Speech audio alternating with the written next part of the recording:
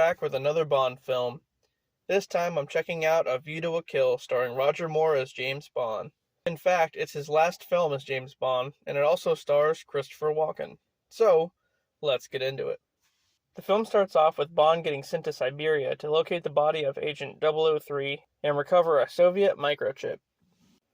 After finding the microchip and taking it back to MI6, it's discovered to be made by Zorin Industries and that it's a copy of the real microchip. So, Bond heads to a race course to spy on Max Zorin, the company's president. His horses always seem to win, and people around the course think he's doing something to the horses.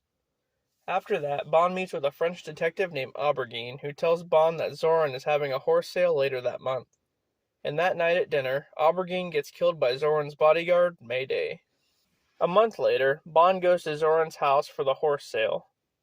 He infiltrates Zorin's lab where he's doing some pretty sketchy stuff to the horses. PETA would not approve.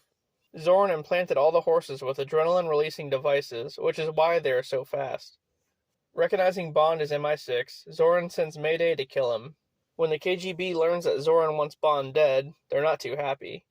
This is because Zorin used to work for the KGB, but he went rogue. And after meeting with a CIA agent named Lee, Bond learns that Zorin was pumped with a bunch of steroids by a Nazi scientist as an experiment, and that Zorin plans on destroying Sillicon Valley, monopolizing the microchip industry. So Bond checks out an oil rig owned by Zorin and finds 2 KGB agents planting explosives there. Bond escapes with one of the agents, Pola, as the other one's killed by Zorin's henchmen. Later on, Bond finds Stacy, a geologist whose family has an oil business that Zorin is trying to buy. At Stacy's house, Mayday shows up and kills Lee and Stacy's boss, Mr. Howell. Zorin burns the house down with Bond and Stacy still trapped inside. But they manage to escape the burning building, only for Bond to immediately get arrested for the murders of Lee and Howell. However, Bond's not having that shit though, and they take a fire truck and head to a mine owned by Zorin, as he plans on detonating the bombs underground to trigger a massive earthquake, thus flooding and destroying Silicon Valley. Zorin floods the mine while Bond fights Mayday. Eventually, Zorin leaves Mayday behind while he escapes. This causes her to want to switch sides and help Bond, and she sacrifices herself by disposing of a bomb that blows up and kills her. After that, Zorin flees to an airship with Stacy as a hostage. Bond climbs aboard and rescues Stacy, jumping off onto the Golden Gate Bridge, but Zorin follows them with an axe. Bond battles Zorin, ending with Zorin falling to his death.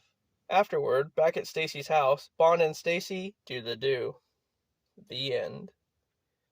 Well, this was a decent one. Christopher Walken was a good Bond villain, and Mayday was pretty cool too. It sucks that she had to die though. Anyway, on the next one, we move on to a new Bond, so stay tuned.